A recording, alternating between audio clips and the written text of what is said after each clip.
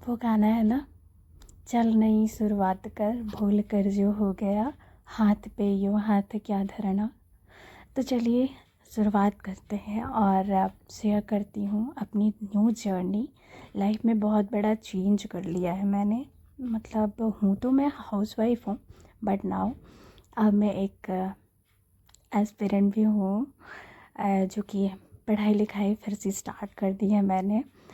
Actually last year से मैंने blogging छोड़ी थी। लास्ट ईयर मैंने डिसाइड किया था कि अब हो गया ना, बच्चे थोड़े बड़े हो गए हैं, समझदार हो गए हैं।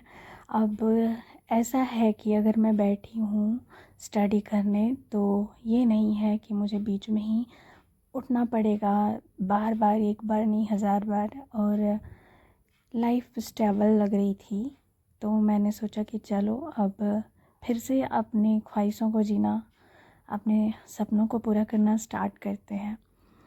तो स्टार्ट कब से किया मैंने? एक्चुअली मैं इवनिंग में, पूरे घर की ज़िम्मेदारी तो मेरी है ऑफ कोर्स। तो बच्चों को संभालते संभालते उनकी स्टडी में मैं ऐसे खोई हुई थी।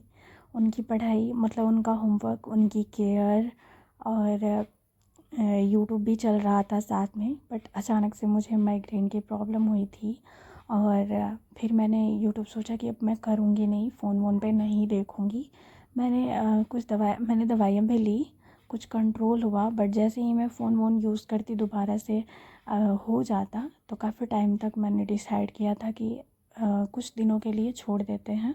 ये वीडियो एडिट करने में बहुत दिमाग लगाना पड़ता है, तो छोड़ दिया था मैंने, बच्चों में लगी हुई थी।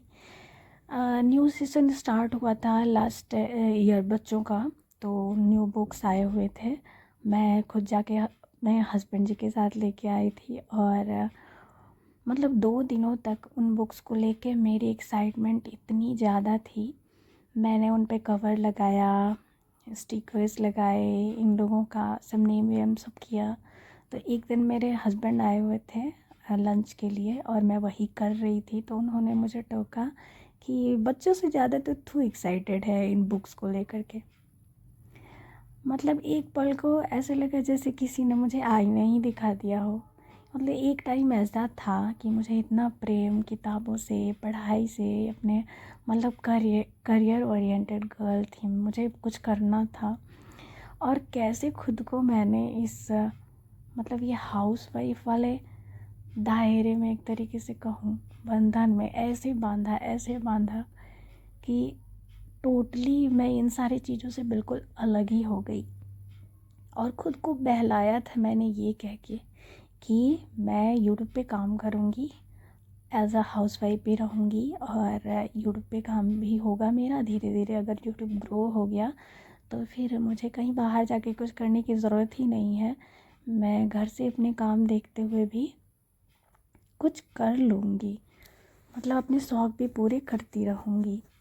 बट क्या सच में ऐसा हो पाया? बिल्कुल नहीं। घर की जिम्मेदारियाँ ना इतनी ज़्यादा थीं, और मैं तो इतनी लकी भी नहीं हूँ कि एक डालूँगी वीडियो और वो वायरल हो जाएगा। सबसे पहले मैं बता दूँ ये कि यहाँ पे मैं कॉलेज गई हुई हूँ, मेरी क्लास चल रही है, और ये मेरे अब हो गया है लंच का टाइम। लंच में मैं फ्रूट्स लेके गई थी क्योंकि आज मेरा व्रत था मंगलवार का।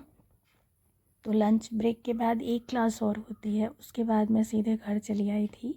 और सामने लड़कियां जो बैठी थी वो मेरे क्लास का यूनिफॉर्म है, जो कि मेरे लिए भी बहुत ही कंपल्सरी है। फ़िलहाल मैंने यूनिफॉर्म रेडी नहीं करवाया है, इसलिए मैं बिना यूनिफॉर्म के जा रही हूँ।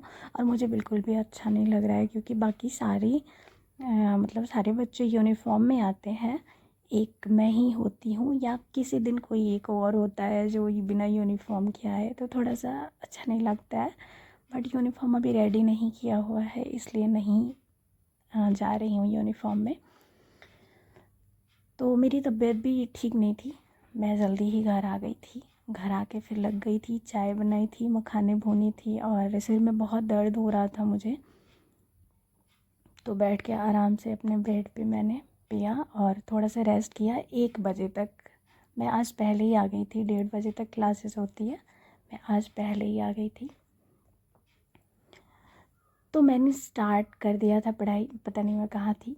हाँ, तो मैं ये बता रही थी कि बहुत ही मतलब लगा मुझे जब उन्होंने कहा कि अरे इनसे ज़्यादा एक्साइटेड तो तुम हो। तो मैंने मतलब रियलाइज़ किया कि वाकई मैं बहुत ज़्यादा एक्साइटेड होती थी बुक्स लेके, और मुझे बुक रीड करना बहुत ज़्यादा पसंद था।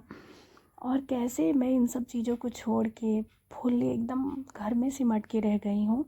और घर का काम इतना ज़्यादा होता है कि अगर हम ना रुके ना तो काम बिल्कुल रुक ही नहीं सकते। हम खोज खोज के काम निकाल लेंगे। मतलब मेरे को इतना ज़्यादा वो था। बाद में यही चीज़ मेरे लिए हेडेक बन गई थी कि बाप रे इतना काम है, ये है वो है दिस दैट। फिर लगा कि अब तो बच्चे भी बड़े हो गए हैं, सब कुछ ठीक है, इतना भी क्या अति मतलब कि घर एकदम सजा संवरा रहे, खुद को झोंक देना घर में। भगवान ने एक लाइफ दी है, उसका एक पीरियड है। ऐसा नहीं है कि हमको 200 साल तक जीना है कि हम उसमें से 50 साल तो सिर्फ और सिर्फ बच्चों को दे दे। मतलब सिर्फ घर सजाने संवारने और इन्हीं सब चीज़ों में, मतलब हम खुद भी कोई चीज़ है, ये समझते समझते मुझे इतना टाइम लग गया। एंड फाइनली मैंने डिसाइड किया कि चलो अब आगे बढ़ते हैं, अपने सपनों को पूरा करते हैं। कौन कौन से सपने हैं, कितने सारे सपने हैं, ये सब तो अलग की बातें हैं। फ़िलहाल तो यही, मतलब सबसे पहले अपनी खुशियों को मतलब अपनी खुशियों को वापस लाते हैं, अपनी मुट्ठी में पहले लेते हैं। तो जितना हम कर सकते हैं, जो हमारे बस की हैं, उनको तो पहले पकड़ लें। तो मैंने स्टार्ट की मेरी पढ़ाई दोबारा से। सबसे पहले तो मैंने एडमिशन भी नहीं लिया था। अभी बता रही हूँ मैं कि मैंने किस चीज़ में एडमिशन लिया, मैं क्या कर रही हूँ। तो मैंने कहीं एडमिशन नहीं लिया था। वैकेंसी आने वाली थी TRE 4 की, और जो उसका प्रीवियस ईयर मतलब प्रीवियस पेपर हुआ था TRE 3 का, वो मैं गई थी मेरे गांव, मेरे हाथ लग गया। मतलब उस टाइम रिज़ल्ट आया हुआ था, मैंने यूट्यूब पे 1-2 लोगों का वीडियो देखा कि मेरा रिज़ल्ट हो गया या तो मुझे लगा कि मैं भी शायद ये कर सकती थी। पर मैं इतनी उलझी थी अपने घर परिवार में कि मुझे ध्यान ही नहीं था कि कब आया TRE 2-3। मतलब 3 तक मुझे पता ही नहीं चला, 1-2-3 हो गया। 3 का रिज़ल्ट फाइनली मैंने देखा। तो मैं अपने घर से वापस आ रही थी, मैं अपनी दीदी की शादी में गई थी, और डॉक्टर दीदी की शादी में। उसी टाइम का वीडियोस एक तो देखा होगा आप लोगों ने। उसके बाद से मैं आउट हो गई यूट्यूब से, मतलब आउट किया, मैंने छोड़ दिया यूट्यूब। मैं लौटते वक्त रास्ते में मैंने बुक ऑर्डर किया, और घर आने के बाद कुछ दिन बाद जब बुक आया तो मैंने प्रीवियस ईयर सॉल्व किया। तो मुझे इतना मतलब लगा ना कि मैं क्या बताऊँ, मेरे 79 मार्क्स बने थे, और 70+ पे लड़कियों का सिलेक्शन हो गया था। मैंने बिना कुछ भी चीट किए, सिर्फ बिना पढ़े, क्योंकि मुझे पढ़ाई छोड़े बहुत टाइम हो गया। मतलब 7 तो नहीं बोल सकती, 5 साल तक तो हो ही गए थे। क्योंकि शादी के बाद मैंने DLED करी थी, PG भी यहीं पे कंप्लीट किया था, DCA किया था, DLED किया था। तो ऐसा नहीं कह सकती कि पढ़ाई पूरी तरह से छोड़ दिया था, लेकिन हाँ, केशव के होने के बाद से मैंने टोटली पढ़ाई छोड़ रखी थी। और उसके बाद जब मैंने क्वेश्चन सॉल्व किए तो मेरे इतने मार्क्स बन रहे थे, मुझे इतना मतलब कॉन्फिडेंस आया कि अरे यार ये तो मैं कर सकती थी। अगर मैंने ये एग्ज़ाम दिया होता तो आज मतलब मैंने ये क्रैक कर लिया होता। फिर मुझे लगा कि चलो ठीक है, मुझे अफसोस बिल्कुल भी नहीं होता है कि मैंने एक बार छोड़ दिया है, टीचिंग का जॉब एक बार छोड़ दिया है। मुझे बिल्कुल भी अफसोस नहीं होता, क्योंकि वो सिचुएशन मेरा वैसा ही था कि मुझे नहीं करना था उस टाइम। बट हाँ, अभी सब ठीक है, आगे अभी अगर होता है तो मैं बिल्कुल करूँगी। तो इसलिए मैंने स्टार्ट किया TRE 4 का, वो तैयारी TRE 4 की मैंने स्टार्ट करी। और फाइनली मैं यहाँ तक पहुँची थी कि मेरे मॉक टेस्ट में 80+ ऐसे मार्क्स आ रहे थे मेरे। मतलब इतना मेहनत किया मैंने पिछले 1 साल से, लेकिन अभी मैं बिल्कुल भी पढ़ाई नहीं कर रही हूँ, क्योंकि मैं बिल्कुल डिमोटिवेट हो चुकी हूँ। ये वैकेंसी आएगी नहीं आएगी, आएगी नहीं आएगी, ऐसा करके जो हो गया ना, तो पिछले 2-3 महीनों से मैं बिल्कुल डिस्टर्ब हो गई हूँ, मैं लीक से हट गई हूँ बिल्कुल।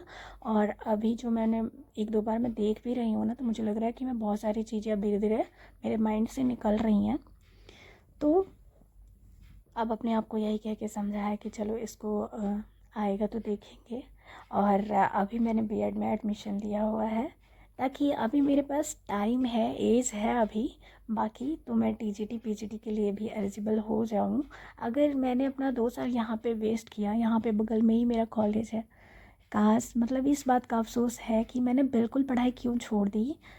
अगर मैं चाहती तो मैं अब तक बीएड कर चुकी होती और जो TRA 4 आता, मतलब या फिर जो मे भी कहीं आ जाए, अब तो कम ही उम्मीद लग रही है मुझे, तो मैं प्राइमरी से लेकर टीजीटी तक एलिजिबल हो जाऊंगी, क्योंकि मैंने डीएलएड ऑलरेडी किया हुआ है, जो कि सिर्फ प्राइमरी के लिए ही कर सकती हूँ। लेकिन मुझे लगा कि अगर टीजीटी का भी ऑप्शन मिल जाए तो क्या बुरा है।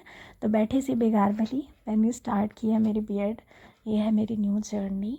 और अब मैं पहले की तरह सिर्फ घर पे ध्यान नहीं दे रही और ना ही देना चाहती हूँ, क्योंकि इतने लंबे सफ़र के बाद मुझे रियलाइज़ हुआ है कि नहीं यार, हम और हमारी लाइफ दोनों बहुत ही कीमती है, इसे हम यूँ बर्बाद नहीं कर सकते।